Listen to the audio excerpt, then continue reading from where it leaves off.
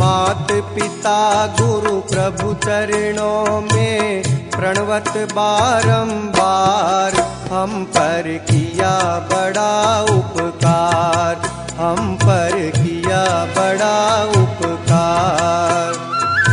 मात पिता गुरु प्रभु चरणों में सत्य गुरु देवनी जय। जगतनी अंदर जीव एनु जीवन सफल करवा माटे अनेक उपाय करी रह्यो छे। दरेक वस्तुनी प्राप्ति भौतिकतानी थता थता थोड़ी वार एने आनंद आवे छे, सुखरूप लागे छे અને પછી એને દુઃખરૂપ લાગે છે। આ એક વિટંબણા છે જીવની કે કાયમના માટે માંગે છે શું? સુખ। અપેક્ષા હંમેશા સુખ મેળવવાની છે, પણ અંતે એને દુઃખનો અનુભવ થાય છે। અને સુખનો અનુભવ જે થાય છે તે ક્ષણિક હોય છે, અલ્પ, થોડી વાર પૂરતો, અને દુઃખનો અનુભવ એને બહુ લાંબો લાગે છે, એનો સમય એને લાંબો લાગે છે। આના માટે સુખની પ્રાપ્તિ કરવા માટે એ અનંત ઉપાય કરે છે, પણ એ ઉપાયમાં એ નિષ્ફળ જાય છે। એટલે ક્યારેક હતાશ થાય છે, નિરાશ થઈ જાય છે, નારાજ થઈ જાય છે અને એવું ઈચ્છે છે કે હવે મારાથી કંઈ થઈ શકશે નહીં। અને બચુરામ બાપુના જીવનમાં એવો એક વળાંક આવ્યો કે જીવનની અંદર કેશવ ભગવાન નહોતા મળ્યા ત્યારે પરિસ્થિતિ કંઈ આવી જ હતી, પણ કેશવ ભગવાનની પ્રાપ્તિ થઈ ત્યારે એમને એક વાણી બનાવી કે ખરેખર પહેલા તો એવું લાગે કે પત્ની જરૂરી છે, પૈસા જરૂરી છે, મકાન જરૂરી છે, સુખ સગવડ જરૂરી છે, ધંધા બિઝનેસ જરૂરી છે, બધું જ જરૂરી છે, બધું જ મળ્યું, છતાંય સુખની શાંતિ જે પરમાત્માની જે પ્રાપ્તિ જે છે કે જે નિજાનંદ સ્વરૂપ પોતાનું છે એ સદગુરુ કેશવ મળ્યા ત્યારે જ એમને એ પ્રાપ્ત થયું।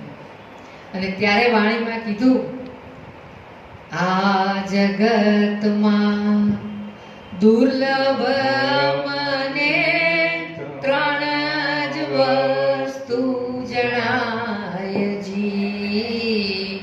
આ જગતમાં દુર્લભ મને ત્રણ વસ્તુ જણાય જી। ત્રણેય વસ્તુ આવી મળે તો જીવન સફળ થાય। દુર્લભ ત્રણ જ વસ્તુ જણાય જી।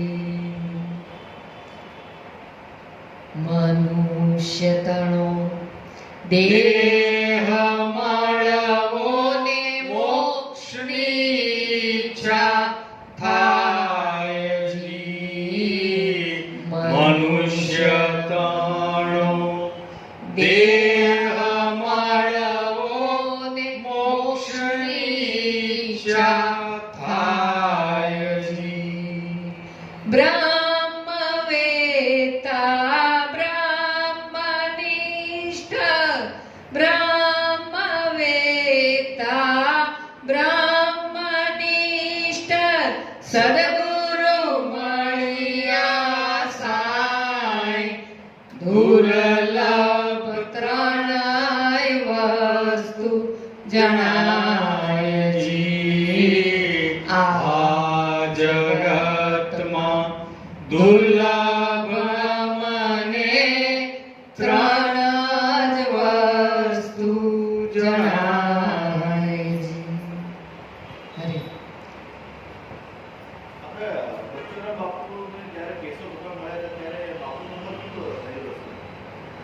કહીએ પછી વાત કરીએ.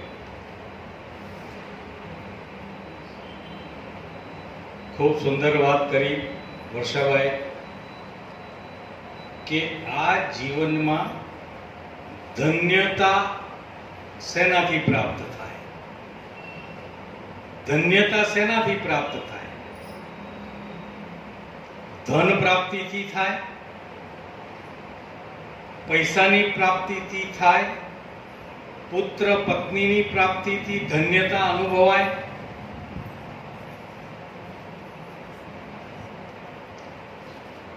તો ખરેખર સંસારમાં 84 લાખ યોનિમાંથી આપણને મનુષ્ય તરીકેનો જન્મ આપ્યો છે. આપણે આવો વિચાર કરીએ છીએ કે આપણને મનુષ્ય તરીકેનો જન્મ મળેલો છે, પણ સંતો આ મનુષ્ય આકૃતિ મળી ગયાથી એને મનુષ્યનો જન્મ કહેતા નથી.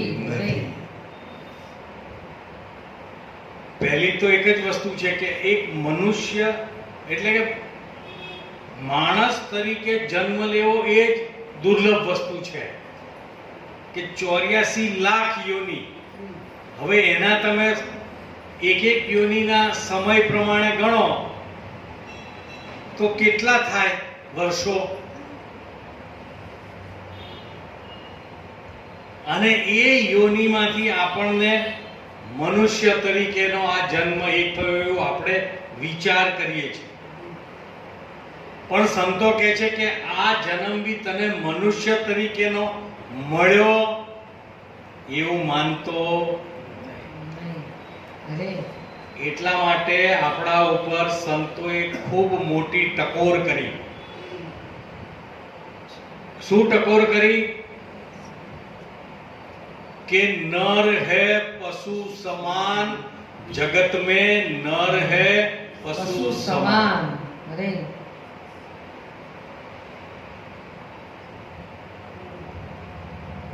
હવે કોઈ આપણને પશુ કહે તો આપણને કેટલું બધું લાગી આવે કે છે ને. એટલે તરત જ ઊભા થઈને સંતને કહે કે ભાઈ તમે પશુ કેમ અમને કીધા? અમને પશુ કેમ કીધા? કે આ જન્મ મળ્યો પછી તે શું કર્યું એનો વિચાર કર. ખાધું, પીધું, ઊંઘ્યા, પ્રજા ઉત્પન્ન કરી અને મૃત્યુના ભયમાં જીવ્યો. આ સિવાય બીજું કંઈ કર્યું કે ના? તો આ તો પશુ યોનિમાં બધાય પશુઓ આ વસ્તુ તો કરે જ છે, તો તારામાં ને એનામાં કંઈ ફેર નથી. એટલે કે ગુરુ બિના નર હે પશુ સમાન.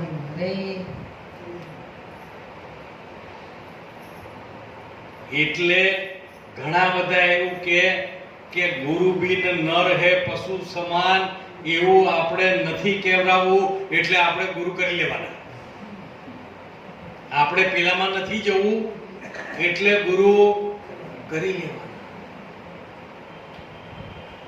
પણ ખરેખર મનુષ્ય તરીકેનો જન્મ ક્યારે થાય? કે આ ખોડિયાનો જન્મ માતાની કુખેથી થાય. ક્યાંથી થાય? માતાના કુખેથી. આ ખોડિયાનો જન્મ ક્યાંથી થયો? માતાના કુખેથી આ ખોડિયાનો જન્મ થાય. અને મનુષ્ય તરીકેનું જીવન, મનુષ્ય તરીકેનો જન્મ ગુરુના મુખેથી થાય. એટલે આ જે શરીર જે છે એ બુંદનું બનેલું છે. શેનું છે? રજ અને બુંદનું બનેલું છે. અને ગુરુના મુખેથી જે જન્મ થાય છે એ નાદનો જન્મ થાય છે, કે જે આપણું સ્વરૂપ છે. નાદ એ આપણી ભીતર શબ્દ સ્વરૂપે કાયમ ગુંજારવ કરી રહ્યો છે. એનો જન્મ ગુરુના મુખેથી થાય.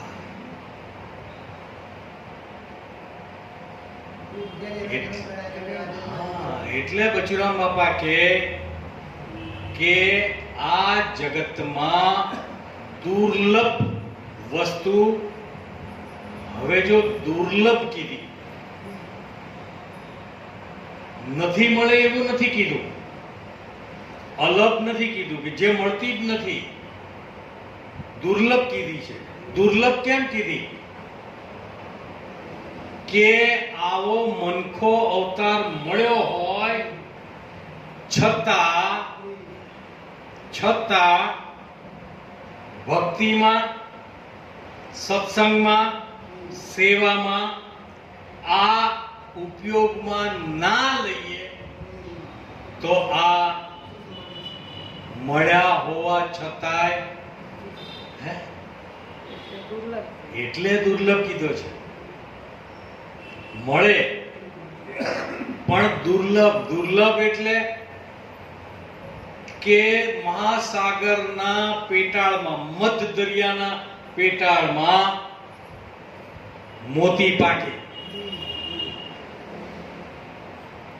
અને એ મોતી લેવા માટે જે જાય એને શું કહેવાય? મરજીવા. કે જે મોતને મુઠ્ઠીમાં લઈને અંદર જાય. કારણ કે અંદર અનેક પ્રકારના જીવો હોય. મોટી મોટી માછલીઓ, આખા માણસોને વહાણને ગળી જાય એવડી મોટી મોટી માછલીઓ હોય, અંદર બધું હોય. અને તોય આ મોતી લેવા જાય તો મોતને મુઠ્ઠીમાં લઈને જાય છે. એટલે એને મરજીવા કહેવાય. અને સંતના ચરણમાં જવું ને એ મરજીવાનું કામ છે. કે પહેલા મરે અને પછી જીવે. મનુષ્ય તરીકેની જિંદગી જીવે. શું કરે? પહેલા મરી જાય એટલે આ શરીરમાં હુંપણાનો જે ભાવ કર્યો છે, એ દાવો કર્યો છે, એને છોડી દે. શેનો દાવો છોડી દે?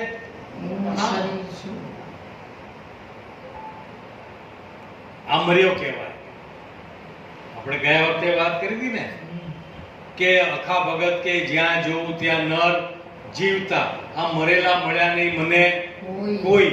આ મરેલાને જો મરેલો મળે તો આવાગમન ના હોય. કે જે સદગુરુના ચરણમાં જેણે પોતાનું આ પિંડનું દાન કરી દીધું છે. શેનું દાન? પિંડદાન. આ પ્રાણ નીકળી ગયા પછી શરીર ઉપર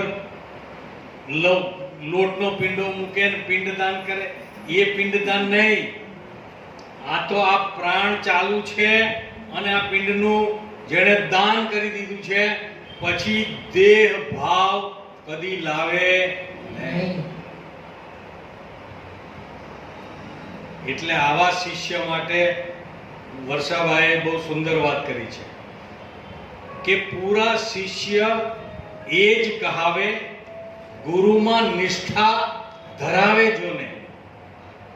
પૂરા શિષ્ય એ જ કહાવે ગુરુમાં નિષ્ઠા ધરાવે જોને.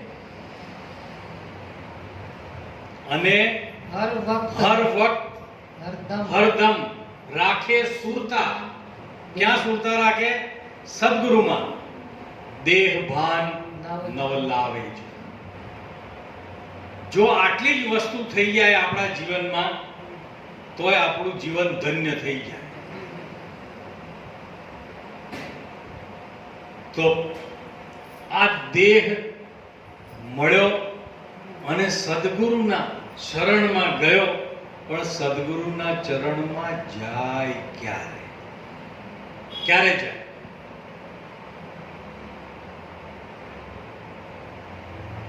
કે એના અનેક જન્મોના પૂર્વના પુણ્ય કર્મનો જ્યારે ઉદય થાય, અનેક જન્મોના પુણ્ય કર્મોનો ઉદય થાય ત્યારે એના હૃદયની અંદર આવો ભાવ જાગે. એટલે સંતો કહે કે આવી વાત જે છે ને એ લાખમાં એક જણને લાગે, લાખમાં એક જણને લાગે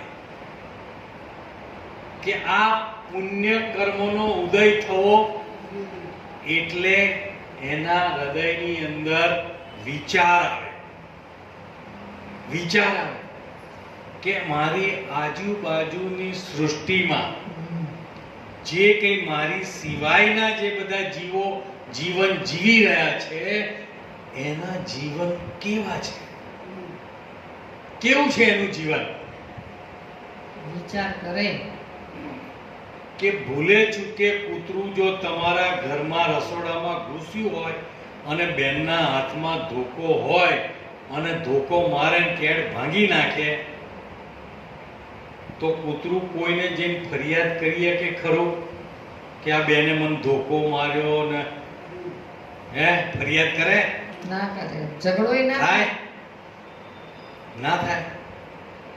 આ કુંભારો ગધેડા ઉપર આખો દિવસ ભાર વેઢારે જ રાખે અને હાજે પેલો કોથળો ઉઠાડીને દંડીઓ મારીને નાખે, જા એટવાડો ઉકેડે જઈને ખાવાય આલે નહીં. પછી પેલા ઘાંચીનો બળદ હોય એ ઘાંચીમાં ફરતો હોય તો પેલો બેઠો લાકડાની આગળ સોય જેવું અણીદાર વસ્તુ હોય એ એને મારે રાખે, પહોંચાવે એને, છતાંય કઈ બોલી શકે નહીં. પશુને તરસ લાગી હોય તો માલિકને કહે મને તરસ લાગી છે એટલે પાણી તો હાલ, હવારનું નહીં કહીએ કે તમે હાલો ત્યારે, તમે ખાવાનું આપો ત્યારે કઈ કહીએ કે? અને આપણે તો ઉભી રહે મને ખાઈ લેવા દે. જો વિચાર કરજો તો આવું બધું જોવે એટલે એને ખબર પડે કે આ બધા કરતા મારો જન્મ કંઈક વિશેષ કાર્ય માટે થયેલો છે.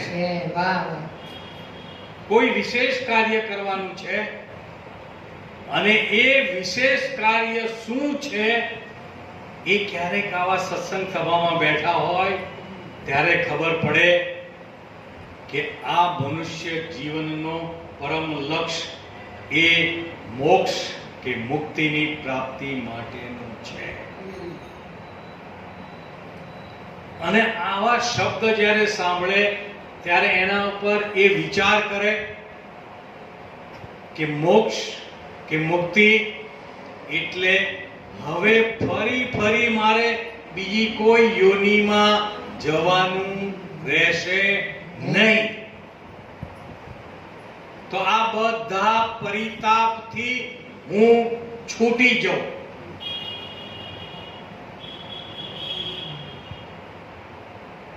અને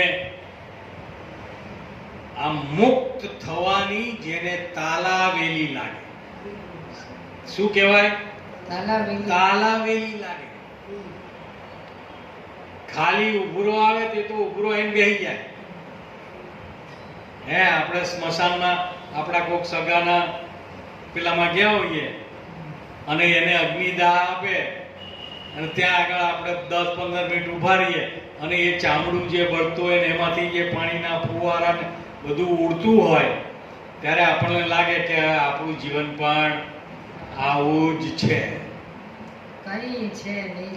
પણ એ ત્યાં આગળ થાય ને પછી તો 15 મિનિટ પછી તો પેલા ગોટા મંગાવે, નાસ્તો આવ્યો છે, ચાલો બધા. અત્યારે સ્મશાનમાં નાસ્તા થાય. અરે કે તો કે હવે આપણે કે એટલે એ સ્મશાનનો વૈરાગ થાય. કેટલી મિનિટ? 2 5 મિનિટ 10 મિનિટ થાય, પણ એવો કામ લાગે નહીં. આ તો એવી તાલાવેલી, કેવી તાલાવેલી લાગે કે એવી પ્યાલી પીધી મેં તો સદગુરુના હાથે રહી, પીતા મારે પ્રીત બંધાણી પ્રીતમજી સંગાથે. પ્રેમ તણી લાગી છે લગ્ની, પ્રગટી હાડો હાડે, અણ સમજુ અજ્ઞાની મુજને ગાંડી ગણીને કાઢે. કે જગત એને ગાંડું કે, જગત એને શું કે ગાંડું છે. મીરાબેને કીધું ને, મેં તો પ્રેમ દીવાની, મેરા દર્દ ન જાને કોઈ. આ જગત એને ગાંડું કે. કેમ ગાંડું કે? કે જગતની પછી એ પરવા કરતો નથી. એટલે એને જગતની પરવા નથી. સતાર સાહેબ કે શું પૂછો છો મુજને, કે હું શું કરું છું? મને જ્યાં ગમે ત્યાં હરું છું, ફરું છું, પણ ન જાઉં કદાપી.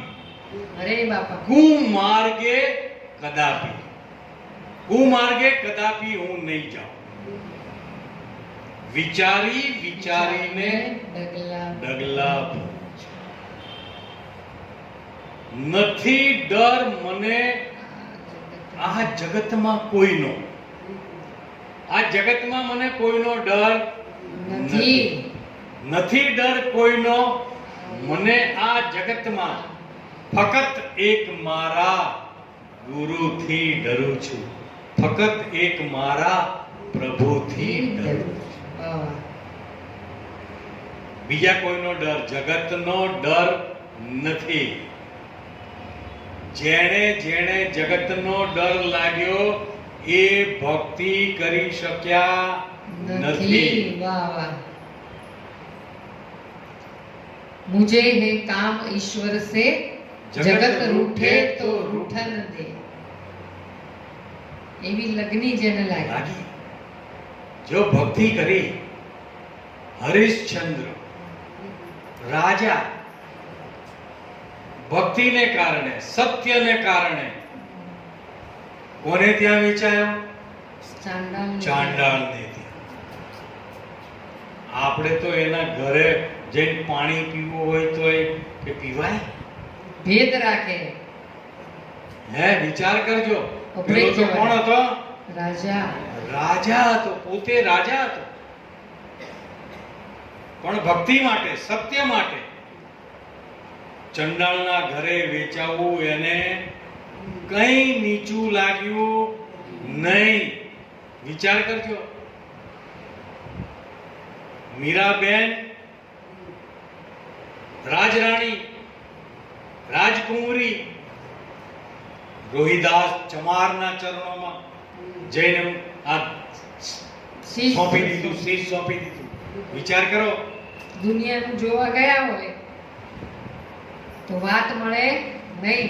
આ અસ્પૃશ્યતા નિવારણ તો આપણે આ આઝાદ થયા પછીની ચળવળ ચલાવી ને, તો આ તો 600 650 વર્ષ પહેલાની વાત.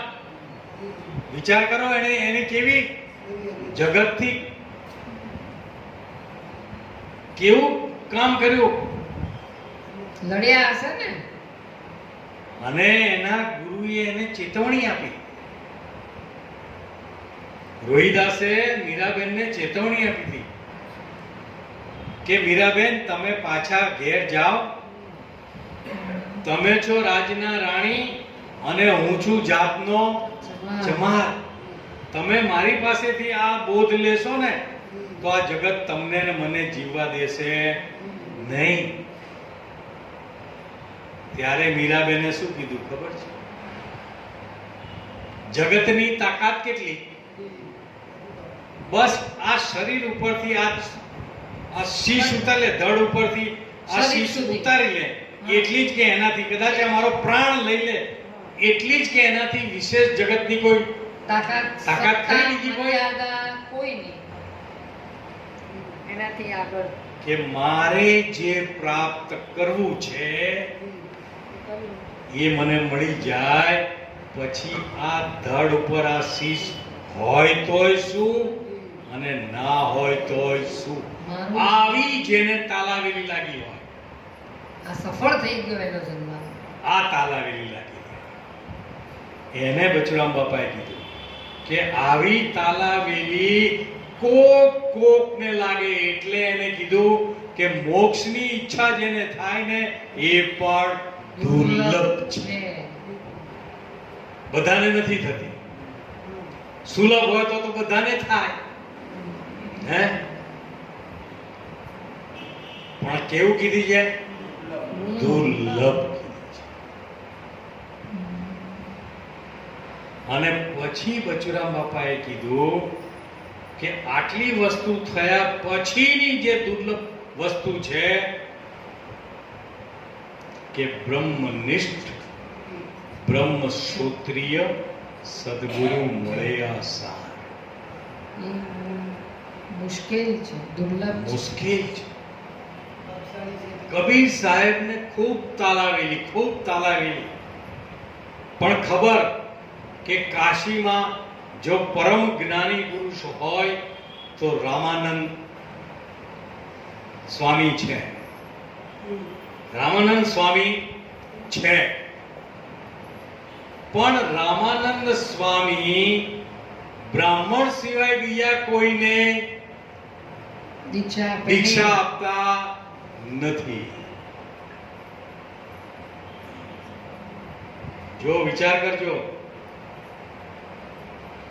રામાનંદ હતા પણ દીક્ષા કોને આપે? હા, બ્રાહ્મણોને દીક્ષા આપે, બીજા કોઈને નહીં. તો કે શું કરવું?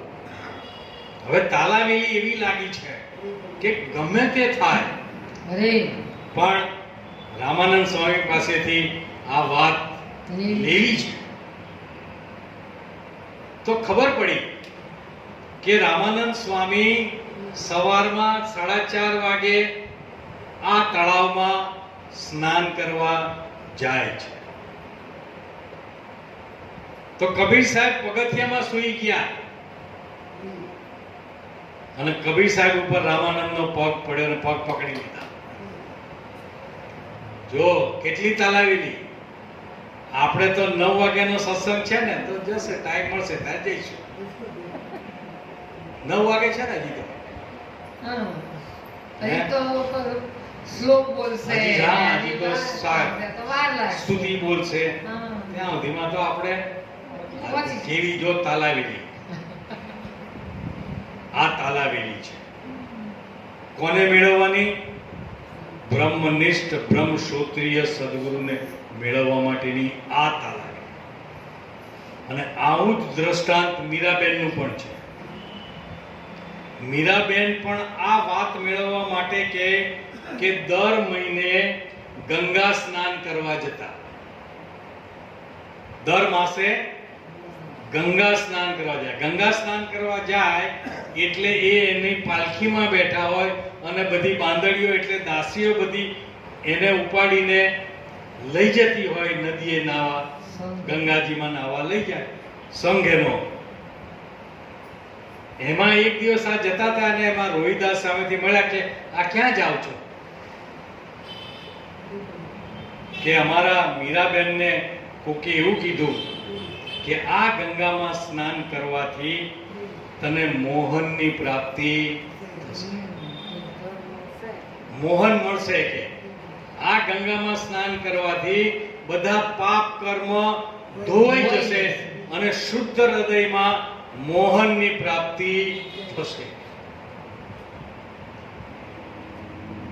રોહિદાસ કે જો આ ગંગામાં નાવાથી શુદ્ધિ થતી હોય અને જો મોહન મળી જતો હોત તો આ ગંગામાં હજારો કરોડો માછલા છે જે 24 કલાક એમાં જ નાહ્યા કરે છે. તો એ બધાને મોહન મળી જવો જોઈએ. અરે અરે હે 24 કલાક પાણીમાં જ હોય કે બહાર નીકળે? કે તો મહારાજ કે જો ખરેખર મોહનને પ્રાપ્ત કરવો હોય તો ઘટ ગંગામાં સ્નાન કરવું પડે.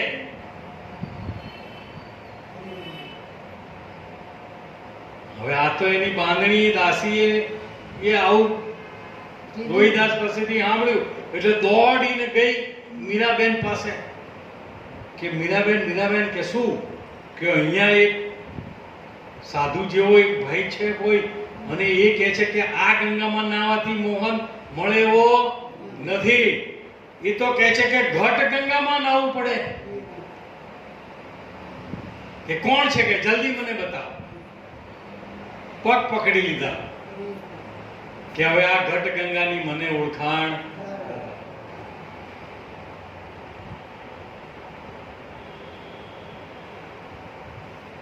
આ તાલાવેલી છે. કેશવ ભગવાને પોતાની વાત કરી છે કે કેશવ ભગવાન પણ વેદાંતના પ્રખર વાચન કરતા, વેદાંતનું ખૂબ જ્ઞાન પ્રાપ્ત કર્યું હતું. પણ એક સભામાં કેશવ ભગવાન સામે પ્રશ્ન થયો કે આમાં પરમાત્મા મને બતાવો, અને ત્યાં અટકી ગયા. ત્યારે એમને તાલાવેલી લાગી કે હવે આ વાત કોની પાસેથી મળે, આ વાત કોની પાસેથી મળે. એટલે કે જો તમારે ખરેખર આ જ્ઞાન પ્રાપ્ત કરવું હોય તો રાજકોટમાં મૂળ સાહેબ છે એના ચરણમાં જતા.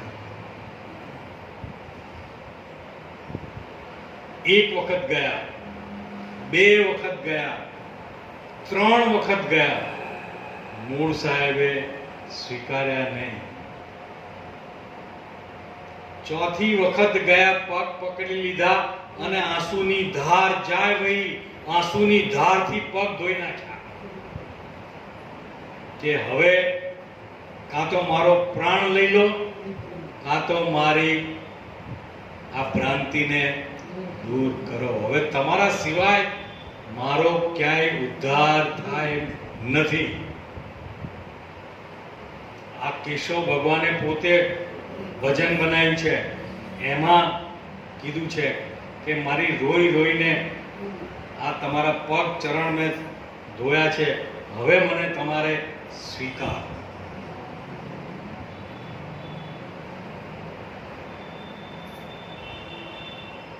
આ તાલાવેલી છે.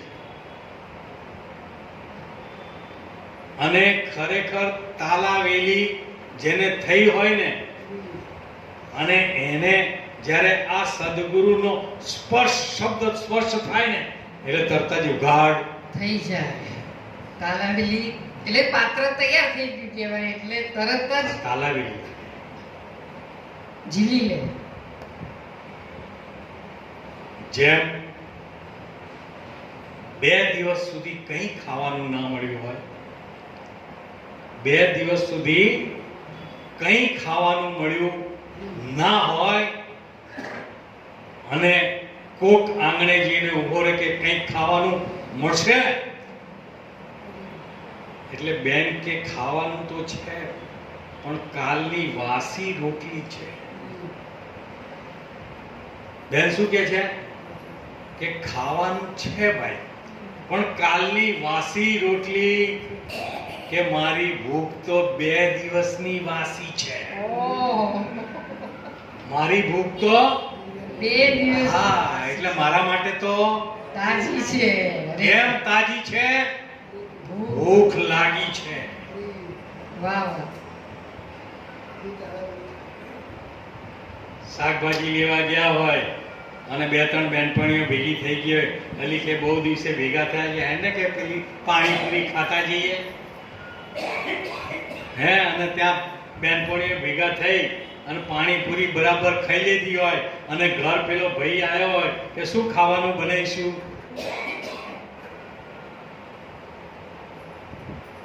કે મને તો કઈ ભૂખ નહીં લાગી, ઈચ્છા નથી. મને તો કઈ પણ ક્યાંથી થાય?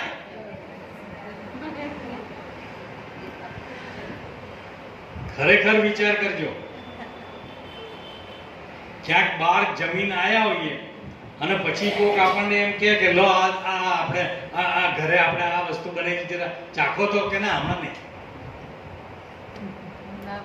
કેમ નથી? ભૂખ નથી.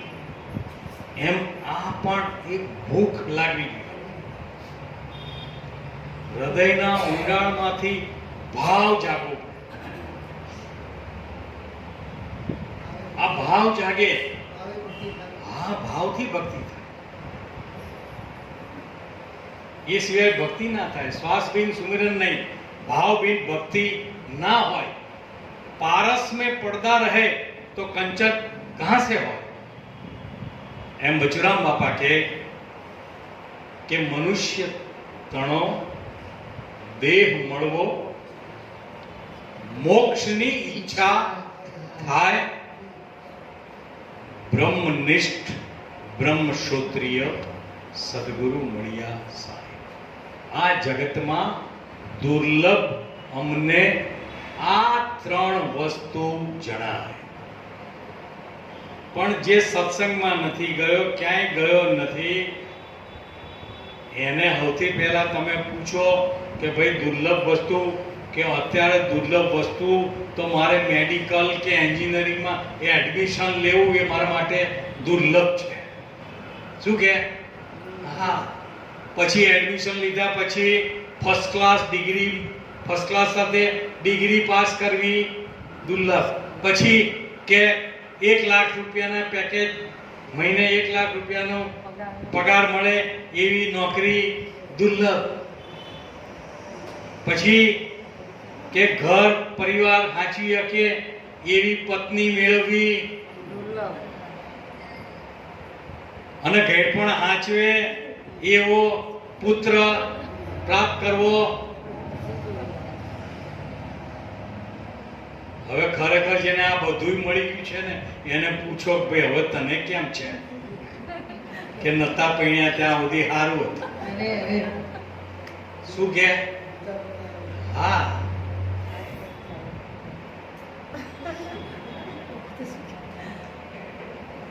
એટલે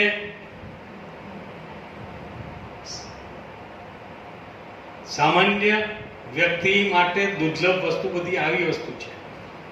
પણ સંતો કે આ વસ્તુ તો કૃષ્ણ પરમાત્માએ તને જાહેરમાં કીધું છે કે યોગ અને ક્ષેમની જવાબદારી બધી મારી છે.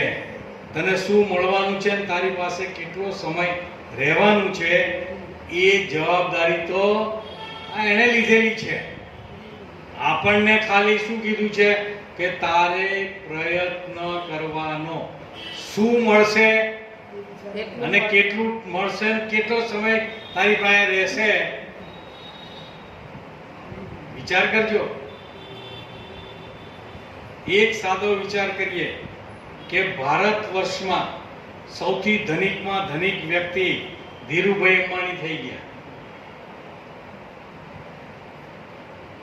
ધીરુભાઈ અંબાણીના 2 પુત્રો, મુકેશ અંબાણી અને અનિલ અંબાણી, બંનેને સરખી મિલકત વેચી દીધી.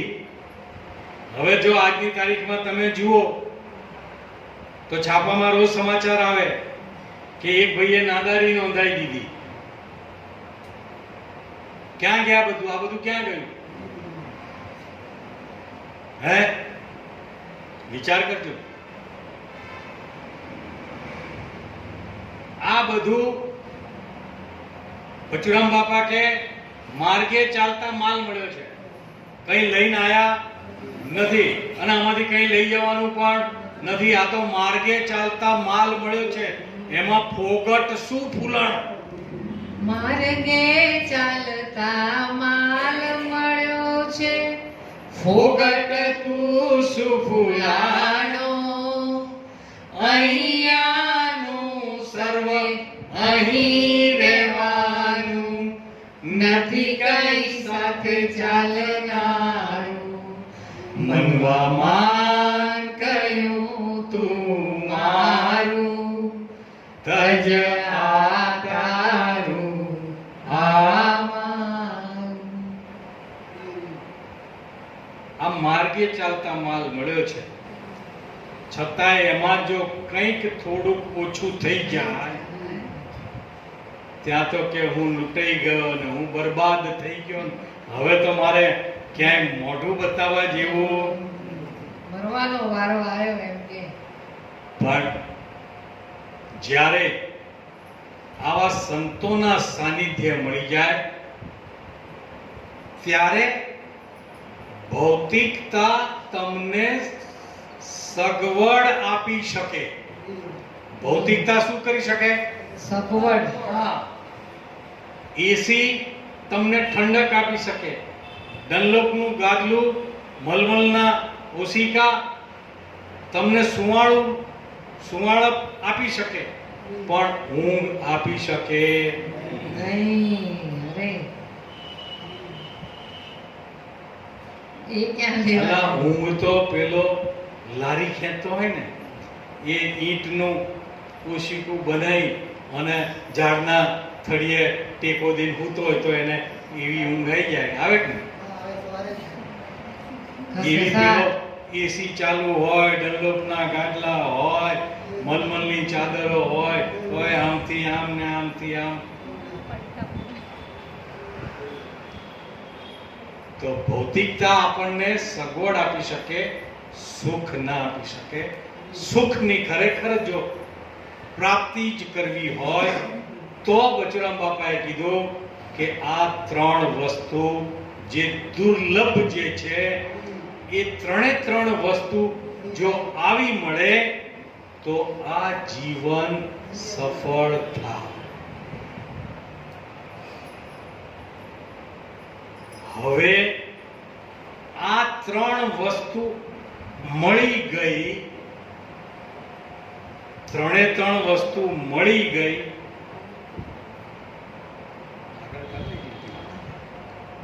તો પછી આગળ શું?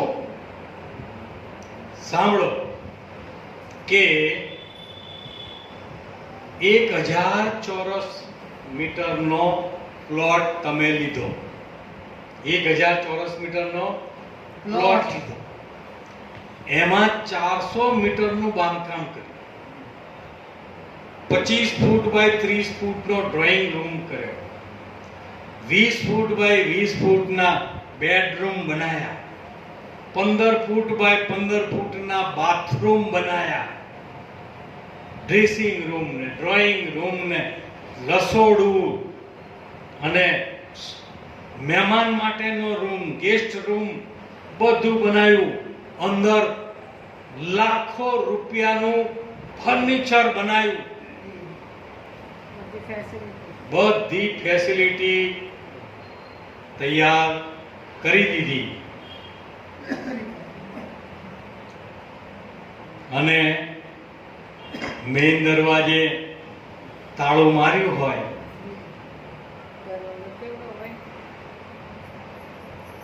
ચારસો વારનો બંગલો હોય પણ દરવાજો કેટલો હોય? 7 ફૂટ બાય 4 ફૂટનો, 7 બાય 4 નો મોટામાં મોટો. અને એમાં આગળીઓ વાંકીએ કેટલો હોય? 1.5 ફૂટનો. અને એમાં તાળું મારીએ કેવડું હોય? 4 ઇંચ. લોન મોટું મૂકીએ આપણે. અને એમાં ચાવી જાય એ કેવડી હોય? 1 થી 1.5 ઇંચની. હવે સદગુરુએ તમને ચાવી આપી દીધી કે ભાઈ આ ચાવી લઈ જાઓ. એટલે ચાવી ખીચા મૂકી દીધી, બધાને કીધે રાખે જાઓ આપણી પાસે ચાવી છે, આપણી પાસે ચાવી. મેં ઉપદેશ લીધો હો ભાઈ, મેં લઈ લીધો, મેં લઈ લીધો ઉપદેશ. આ ચાવી ક્યાં રાખી છે? ખિસ્સામાં. પેલાને લગાડી, જો ચાવી લગાડો નહીં તો તમારો 25 બાય 30 ફૂટનો ડ્રોઈંગ રૂમ કઈ કામમાં આવે? 20 બાય 20 નો બેડરૂમ કઈ કામમાં લાગે? કરો. એ 15 બાય 15 ના બાથરૂમમાં ચાવી લગાડ્યા વગર નવાય ખરો?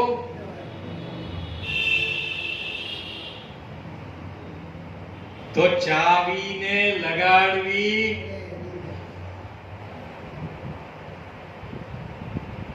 આ ચાવી લગાવવી પડે અને આ ચાવી લગાવવાની રીત ગુરુ મહારાજ આપણને બતાવે. એમાં બચુરામ બાપા કે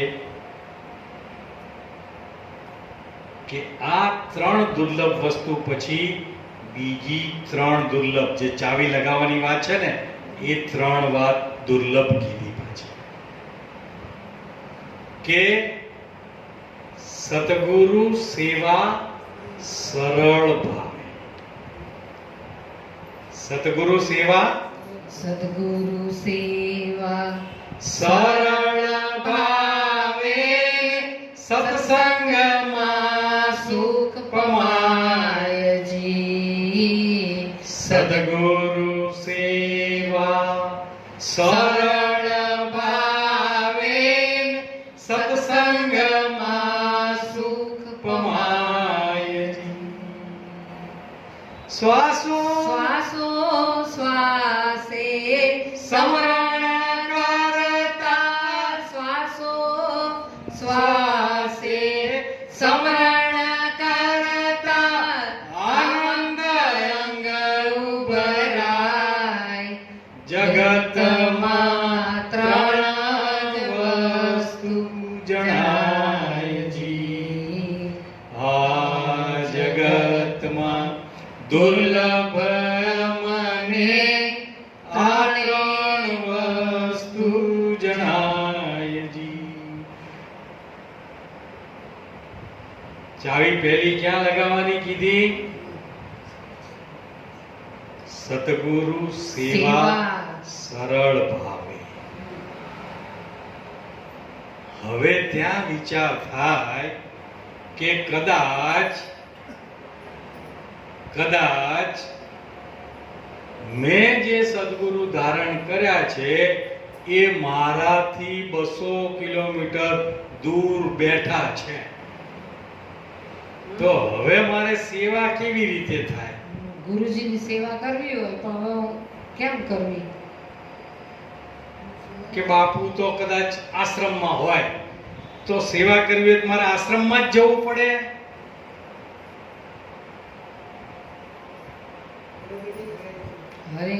જો આને કેશવ ભગવાને બહુ સરળ કરી નાખ્યું.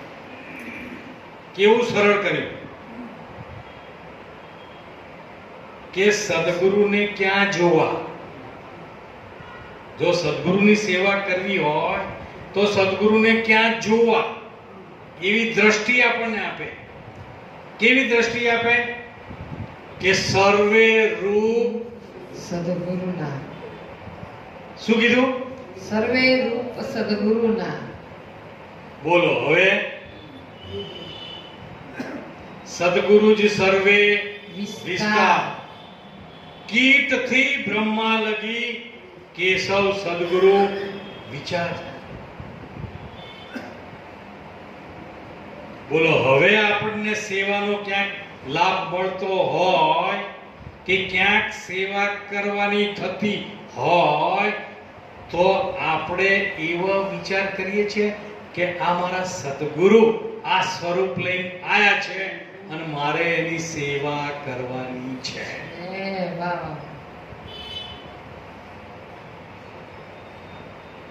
સદગુરુ મારા પતિનું રૂપ લઈને આયા છે અને મારે પતિની સેવા કરવાની છે.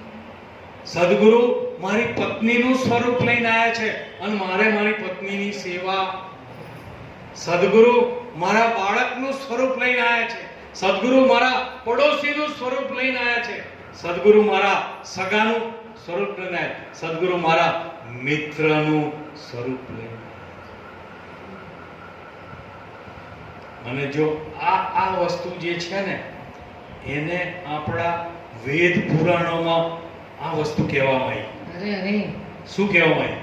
ગુરુ બ્રહ્મા, ગુરુ વિષ્ણુ, ગુરુદેવો મહેશ્વરા, ગુરુ સાક્ષાત પરબ્રહ્મ તસ્મૈ શ્રી ગુરુવે નમઃ. તમેવ માતા તમેવ પિતા ચ પિતા તમેવ તમેવ બંધુ ચ સખા. તમે આ બધા કોના રૂપ છે? સાચું બોલો. સદગુરુના આ કોણે કીધું છે? આપણે કીધું છે?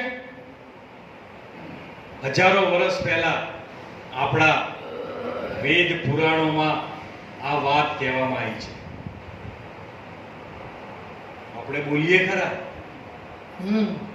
આ શ્લોક આપણે વારંવાર બોલીએ, પણ શ્લોક આપણને શું કહેવા માંગે છે એનો આપણે કદી વિચાર કરતા નથી. બોલીએ પણ એનો વિચાર કરતા નથી. એટલે આપણને એ ભાષા જ્યારે સમજણમાં ન આવી ને ત્યારે કેશવ ભગવાન જેવાએ આપણી સાદી ભાષામાં કીધું કે સર્વે રૂપ સદગુરુ. વાહ વાહ. કેટલી સરળ ભાષા. સંસ્કૃત નથી આવડતું, કંઈ શીખવાની જરૂર નથી. આ હું તને પ્રાકૃત ભાષામાં, દેશી ભાષામાં તને સમજાવું છું કે તને દરેકમાં સદગુરુનું સ્વરૂપ દેખાય છે.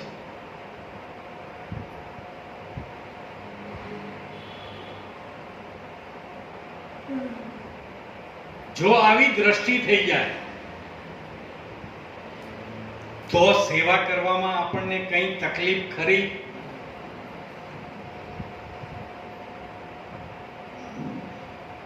અને કેવા ભાવે કરવાની કીધી? સરળ ભાવે. સદગુરુ સેવા સરળ ભાવે. સરળ ભાવે એટલે આ હું સેવા કરી રહ્યો છું એવો પણ મનમાં ક્યાંય ઊંડે ઊંડે અહંકાર ઉભો ન થાય.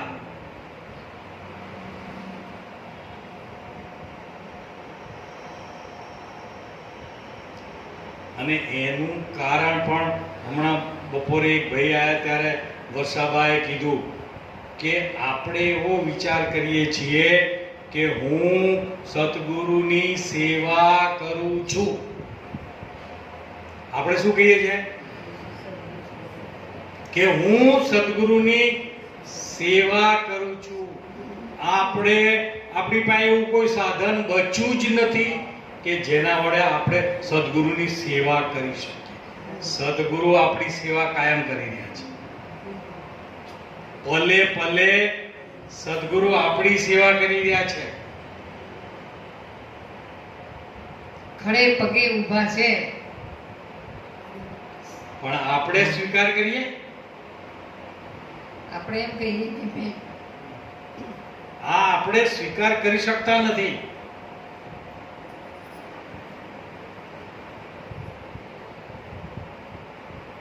એટલે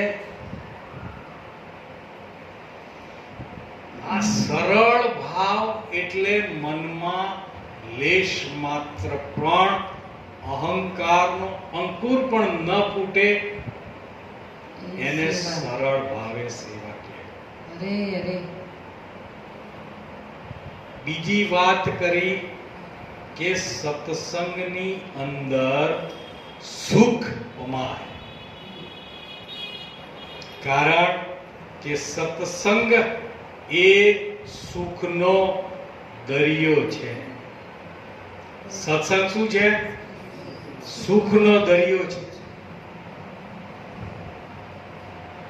એમાં જેટલી ડૂબકી મારો એટલું સુખને સુખ જ અનુભવાય. મહાસાગરના મોતી મળ્યા જ કરે. પણ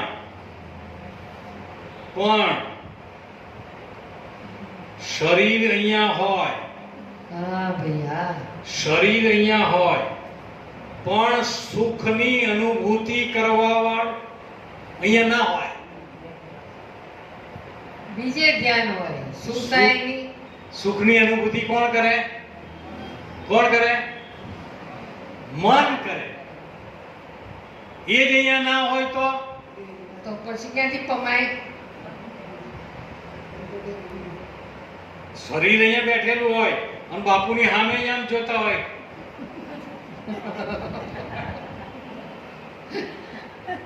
પણ કે હારા ઉતાવળમાં હું આવ્યો ને ઘરે તાળું માર્યું જ નહીં એની ખબર રહી. હે તો મન ક્યાં હોય? પછી અહીંયા બાપુ ગમે તે કહેતા હોય તો હોય.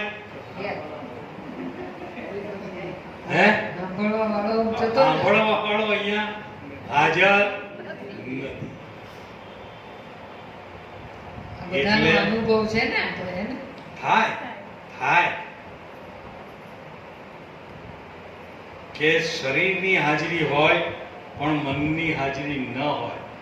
એના આપણે ખાલી વ્યવહારિક દ્રષ્ટાંત લઈએ ને કે હાહુ બહેન ગયા હોય કે એ જો અલી દૂધ છે ને ગરમ મેં કરવા મેલ્યું છે કે બા હું અહીંયા જ ઊભી છું, હાંડસી મારા હાથમાં જ છે. અલી પણ પેલું તારું ડોહું તો ક્યારનું ઉભરાય છે કે મારું મન તો પિયર જતું રહ્યું. મારું ભાઈ ભાભી દૂધ ઉભરાતું હોય, હાથમાં હાંડસી હોય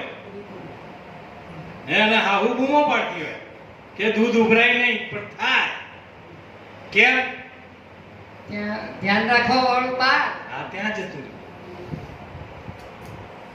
એમ અહીંયા થાય.